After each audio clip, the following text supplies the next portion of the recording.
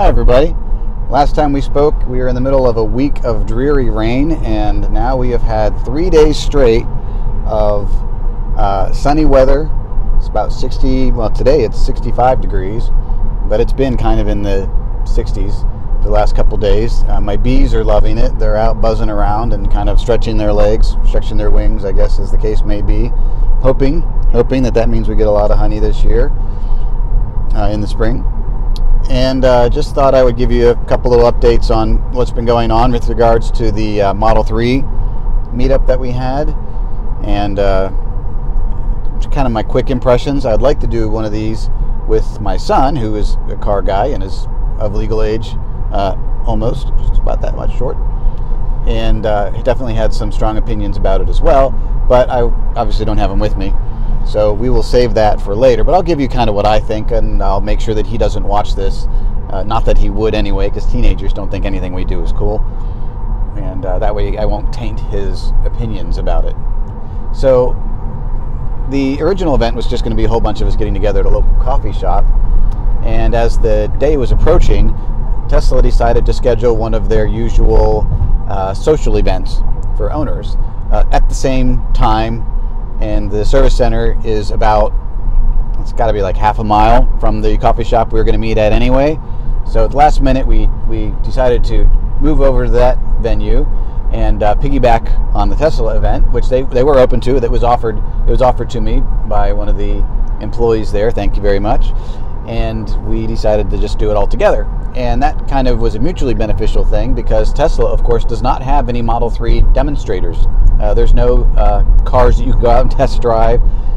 Not that we're doing test drives, though that was on the table at one point, but you can't even sit in them. You might find them at the local service center, but they're just parked in a lot, or they're parked, you know, somewhere where you can walk around them and look at them, but you can't get in them. They're customer cars and you're not allowed, and they're not allowed to show them to you either. So they were really happy to have a customer willing to bring his car in, that everybody could climb around and check baby seats and things like that and see what the car would do. In fact, I'm not really sure how word got out, but we ended up having 3 Model 3s at the service center for that purpose. I think we had 2 black ones and a white one, and one of them had the 19-inch wheels and the other 2 were the Aero wheels. But one of them had the covers off and one had the covers on, so we kind of had a little bit of everything. Considering that there aren't a lot of available configurations at the moment, we kind of had a little bit of everything. And everybody was having a good time looking at the cars in detail and seeing them in the flesh, parked up next to a Model S. So the service center had moved the black Model 3 and put it next to a black Model S, which if you go back on my social media feeds, you'll see those pictures there. So I'm not going to be overlaying pictures with this video, because you're either following me or you're not, and they're back on the feed somewhere. So anyway, those pictures, those cars were side by side, and you could really compare the S to the 3 and get a good idea for size and capacity and stuff like that. It was the first time I saw a Model 3 in the flesh as well. So here's kind of in a nutshell what my thoughts are of it. First of all, I'm pretty impressed. I'm probably still not going to order one unless something drastic happens to this car and I find myself in a hurry needing a new Tesla. Although I'd look at CPOSs probably, because I like the S, but I have to say I'm really impressed with the car. There are a few things about it that I'm still not sure about. I still would like to drive one. I'd like to see what the chassis tuning is like. I hear that it's very stiff. My first modern car was a Plymouth Neon, which wasn't known for its compliant ride. And I'm kind of wondering if the Model 3 is more in that vein. The car handled great, and it was very light and tossable. And apparently the 3, which is not very light, but it is very tossable from what I've heard. I kind of wonder if they've gone a little too far. Because I feel that the Coil S, this Model S has coils on it. I feel that it rides very well. It's a good compromise between tight handling and comfort. And in fact, I think that I think it's superior to the air suspension for a whole variety of reasons. Maybe I should talk about that some other time, but I'm kind of bummed that you can't get a Model S with the coil suspension anymore, because I think that really was perfect. Anyway, so the Model 3, what do I think about the Model 3? Well, again, if you're at all interested in the Model 3, you've already seen all the pictures, you've read the reviews, you've done all that stuff. So let me boil it down to what I happen to notice. The dash is definitely cleaner and a lot emptier looking. But I have to say, in pictures it comes across as this vast expanse of just plainness with one screen. And when you're actually sitting in the car, it doesn't feel that way. The screen is quite large. It doesn't really feel like it's in the way. It doesn't really feel like it's out of the way. It's just kind of floating there. And because it's closer to you distance-wise than the dash, it's very easy to reach. In fact, it's easier to reach than the Model S screen because my arms aren't super long. And it was very handy. But as a result, on the driver's side, while you do miss having anything in front of you, the amount of dash that's kind of bare and there's nothing in front of it is really pretty short. I mean, it's maybe about 1.5 feet, maybe a foot. Like it's not this huge wide open area. It's just this little stretch of whatever happened to be left behind the screen. On the passenger side, it basically looks like any other car you would get into, with the exception of the lack of vents. You still have the wood trim, you still have the dash pad, you still have the underside, which right now is only in black because they're only doing the one interior color. But it's not really immediately obvious that this is vastly different from every other car you've been in because you're used to having an empty dash in front of you. From the driver's side, I think it would be something to maybe get used to, but I don't think it's quite as drastic from a pure aesthetic standpoint as it seems. Now, as a functional standpoint, there are a couple head-scratching things. The navigation with the actual readout of the directions being on the right side of the nav screen instead of on the left side, still in person seems really boneheaded to me. I don't know why they did that, especially when on the S and X, the actual interface is to have the directions on the side toward the driver, which is just kind of like a well duh. So if you're only going to have one screen, why would you put it like on the far side of the car? But like you had to deliberately design it to be on the wrong side. I don't know. So that kind of is weird, but that's an easy fix if they ever decide to do it. The menus would take. You can't just go from an S or an X and immediately understand how to work the Model 3 menus. I have to say they use a little bit different system in the interface, where the bottom of some of the screens there's multiple cards. I think they're calling them cards. I think that's the official Tesla term for it. But there's multiple screens you kind of swipe, sort of like you have on an iPhone when you flip up the bottom menu and you can go back and forth between like where the flashlight is and stuff like that before you know when it's still locked. It's kind of like that. It's like in the bottom chunk of the screen, and there'll be like 3 or 4 of those, and you go to another menu and there's some more that are pertinent to that, and that's okay. I mean, I don't see that, you know, everybody's making a big deal about the fact that the wiper functions are buried in this menu and stuff like that, and I really don't see like that's a big deal, because in my own experience with the Model S, I tend to set a lot of stuff to auto and then I never touch it again. Like the headlights, the only time I ever go in and have to screw around with the headlights is if I'm parked somewhere in a parking lot waiting for a kid, usually, to come out of some event or some practice or something like that, and I just want to dim the lights down so I'm not blasting headlights into the car across from me. So then I'll go into the menu and I'll turn down to DRL or something, which, by the way, makes it really easy for your kids to find you when you're the only Tesla in the parking lot, and it's a huge parking lot. They just look for the DRLs. It's real distinctive design that way, so I just tell them, look for the DRLs. There you go. And so I don't change that very often. The wipers, yeah, they're on the stock, but very rarely do I actually change the setting on the wipers. If I do, it's because the wipers are operating too much, like they're sensing phantom rain or something, or mist. That doesn't bother me, and so I'll turn them off, just kind of stop doing that. So I don't think that on the Model 3 that's a big deal, because all right, are you going to go through the hassle of turning off the wipers if they're wiping too much? Probably not if it's in a sub menu like that, or card, or whatever it is. So you can run these cars more or less on auto, and I don't really see why you need to be fussing about the fact that you don't have some of the buttons that we currently have. Now, what I will say is on the climate control, which I also generally leave in auto and don't screw with, except for the temperature up and down, that is a little bit different. It's better or worse. Hard to say. I'd have to really live with one to decide that, I think. I think it's comparable, is what we'll say.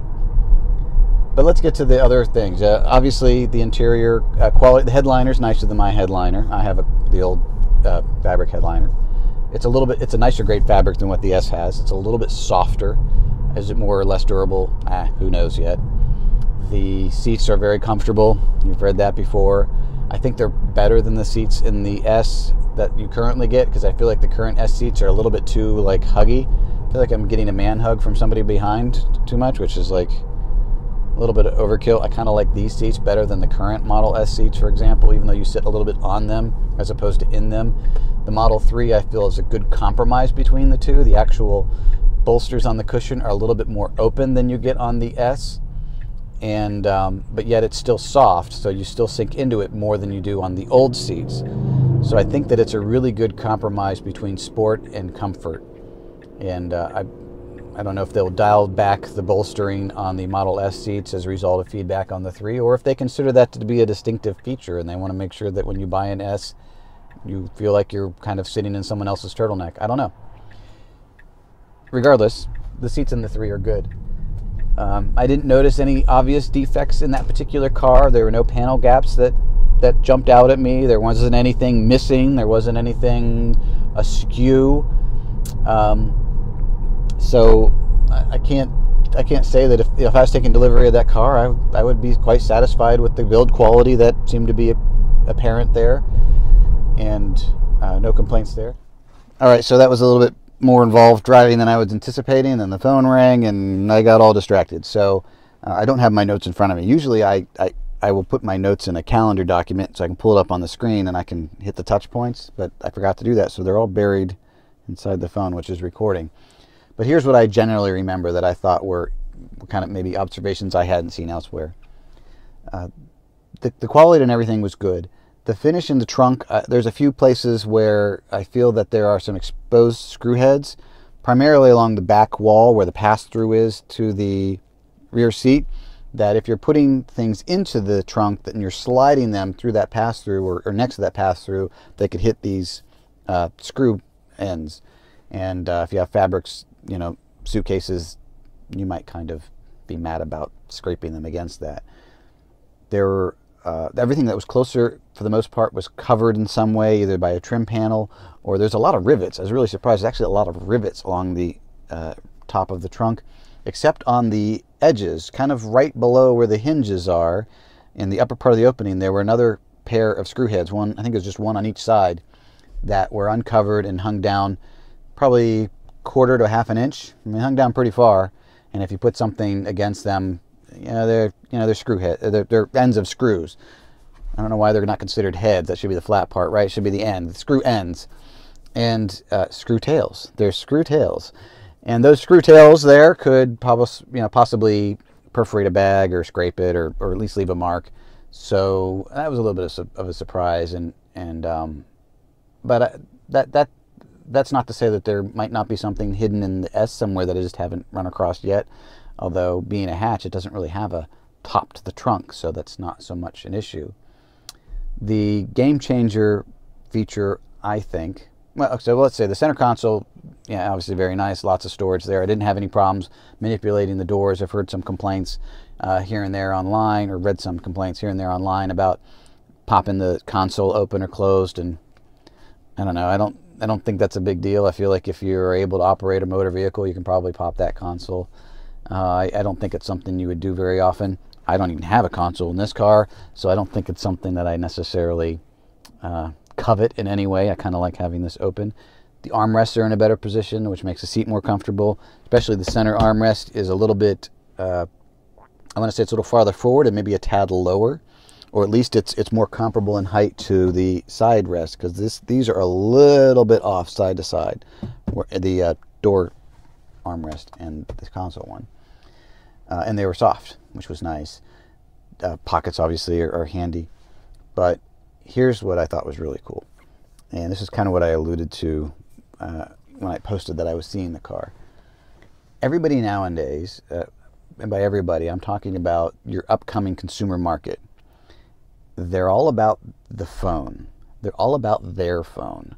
And whether you're an Apple person or an Android person or a whatever else there is, everyone likes their phone, and they customize their phone to work in a way that makes sense to them, as far as where they lay out the icons, the colors, the alerts, all those things. It's all unique to that person, or at least there's only so many combinations of where you can move things. So that is your phone, and you're intimately familiar with it because you use this phone on a continual basis. And everyone has a smartphone that, well, I don't say everyone because I got mine after I got my Model S, but most people have it at this point, right? Who are buying these cars, they have that. And well, if you compare this to my Subaru, my newer Subaru, it has, you know, a good interface. It connects to Bluetooth, all of that, and you can work a lot of functions of the phone through the car, making calls. You know, it doesn't have a calendar thing on it, but it'll do your podcasts and whatever off your phone. It does all that really well, fairly simplistically. The newer versions of the Subaru have Apple CarPlay, which I understand is better because it kind of mimics the interface a little bit into the car display, a simplified version of it, but it's not really personalized, I don't think, nearly as much as the phone display is. So while it may be better, it's not ideal. And you're always going to have these restrictions going through a lot of the OEMs of running software on your car or through your phone while you're driving. Now, you shouldn't take your eyes off the road and be screwing with your phone and all of that, but the lower screens get a little tiresome, and being locked out of certain features is really annoying, especially when you have a passenger who might be able to be using that because they're not doing anything, frankly. And they're not allowed to do it either because they can't be sure, or maybe the driver's doing it, right? So even though they have these functions, they're kind of limited. What Tesla did that I think is kind of a unique take, and you can't do it with the S actually either, is rather than have some big stubby or, well, a mount of some kind for your phone like this one's sitting on right now, you know, either on your vent or on the side or something like that. I mean, think of the market there is for people mounting their phones somewhere near the car, you know, near the dash, and trying to cram it in and not block the view. Although a lot of them don't seem too concerned about blocking their view because they'll mount the damn thing right in the middle of the windshield so you can't see what's going on. And they'll put them all over the place. And you know, you're blocking the air, or you hit a bump and it falls off, which is the problem I usually have. Is I have a magnetic plate in the back of mine, and it every now and then it kind of goes Geronimo and falls onto the floor. So everyone's trying to compensate for the fact that manufacturers aren't giving them a good place to put their phone where they can see it. Now, in this car, there's a pocket in the front seat. Obviously, you have that big wide center console. You could stick it in the little cubby in the door, whatever you want, but you really can't see the phone. Tesla hasn't provided any way to see the phone. So you still kind of have to, you know, work around that or come up with different mounting systems. What the Model 3 does that I think is the first time I've seen it is with those hot charging ports that are in the kind of the upper section of the center console. They're up in that upper bit.